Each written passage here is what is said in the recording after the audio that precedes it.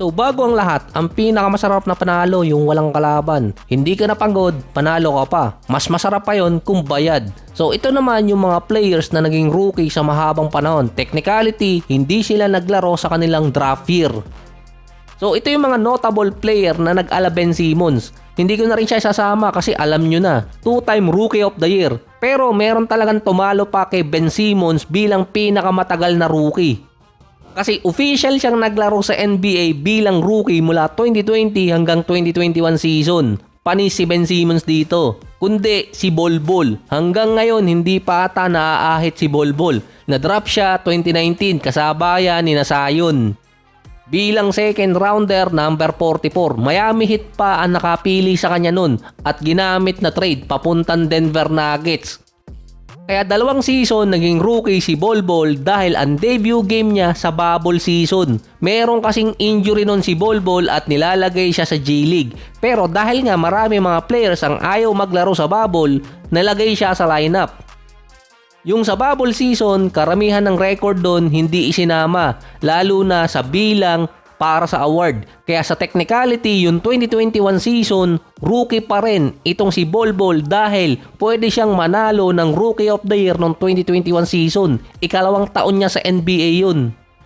Si Nikola Topic naman, yung kilala na magiging rookie sa 2026 na bago pa lang maglaro sa NBA, meron na siyang championship. So wala akong makitang player sa roster ng mga teams ngayon na official na nag-champion bago sila naglaro sa kanilang rookie season. Si Topic na draft 2024 bilang number 12 ng OKC. Parang pinagpala talaga nun si Nikola Topic. Papasok ng draft, meron siyang torn ACL injury na alam agad na hindi siya makakalaro ng buong taon or season. Pero pinili pa rin siya ng Thunder nun. Pinapirma pa ng kontrata at syempre bayad pa siya nun na ang Thunder ang nagpapagamot din or sumasagot ng medical expenses niya. Hindi naman kasi siya na-injured sa mismong OKC lineup na. Prior pa sa draft year ni Topic, naging 2-time ABA champion, Serbian League champion, Serbian Cup champion at naging FIBA Under-18 Euro Cup MVP. Nakasulat na sa tadhana ni Topic na magta-champion siya. Tulad ngayon, hindi pa nga siya naglalaro sa NBA, champion na agad siya. Ganun kalupit si Nikola Topic.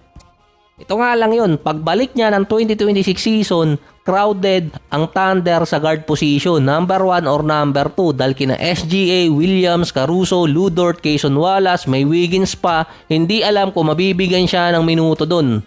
Dahil hindi nakalaro si Topic ng 1 taon, meron na lang siya natitirang 3 taong kontrata sa Thunder. Tradable player talaga ng OKC si Topic dahil within 2 years, another contract na naman ang ibibigay sa kanya. Sasabay yon sa ibang player ng OKC.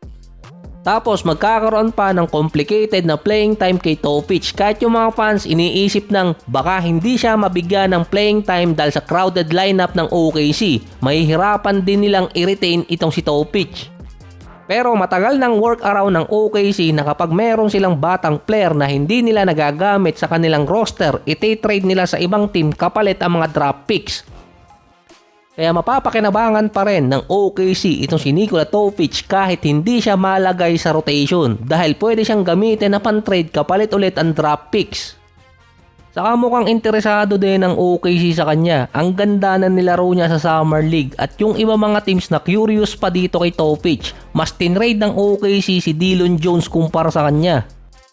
Katulad ni Topic si Chet Holmgren, ang number 2 overall noong 2022. Nagkaroon siya ng injury sa isang Pro-American League nang sinubukan niyang supalpalin si Lebron. Agad siyang sinatdown ng OKC nun, kaya hindi siya nakapaglaro sa kanyang draft year. Kaya nakapaglaro itong si Holmgren 2024 season na kasabayan si Victor Wembanyama. Sa loob ng 114 games, may average siyang 16 points, 8 rebounds, 2 assists at 2 blocks per game. Naging champion si Holmgren at nagkaroon ng max contract agad.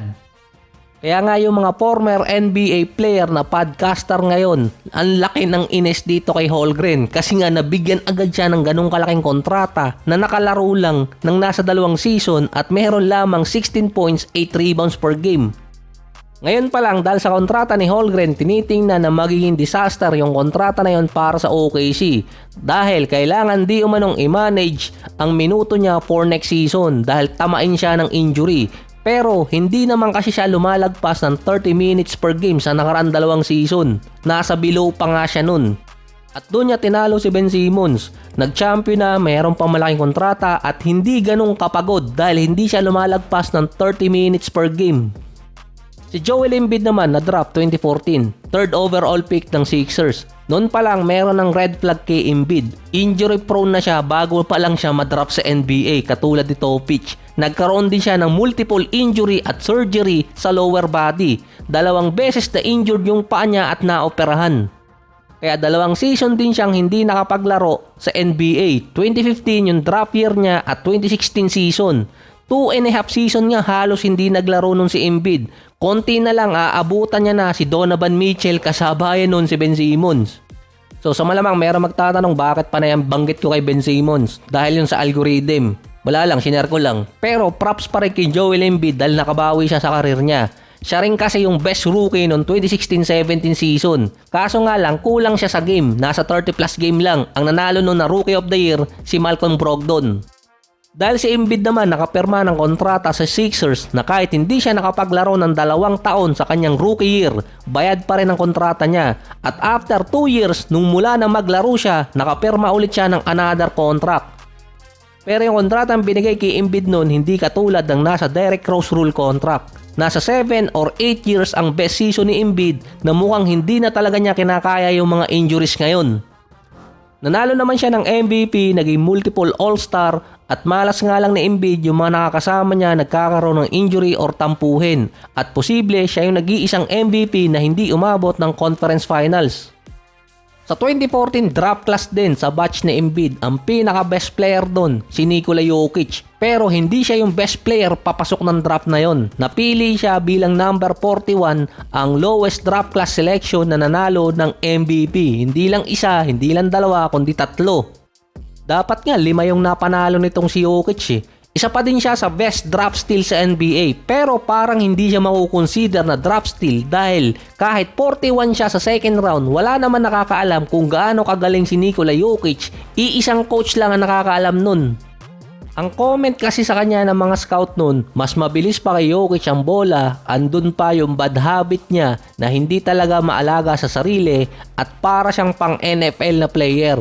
Base pa kay Bob Myers, nakalusot talaga sa kanila si Jokic dahil hindi naman talaga nila pinansin. Akala nila hindi makakapasok sa NBA nun.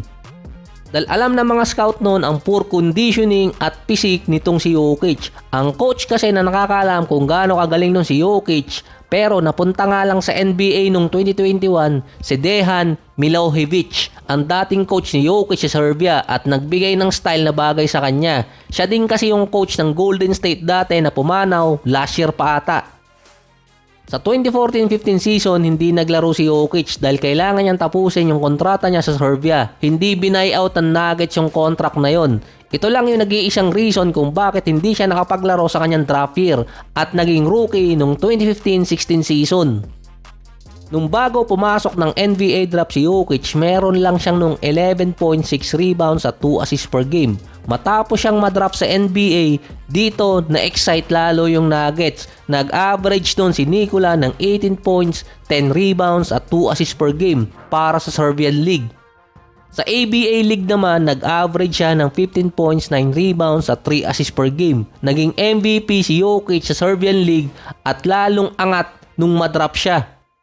Noong mga time na to, si Coach Dejan pa ang nag-handle kay Jokic. Ginagawa niyang point guard si Nikola at ginagamitan niya ng NBA style conditioning. Kaya nung pumasok siya para sa Denver, naging ready talaga si Nikola.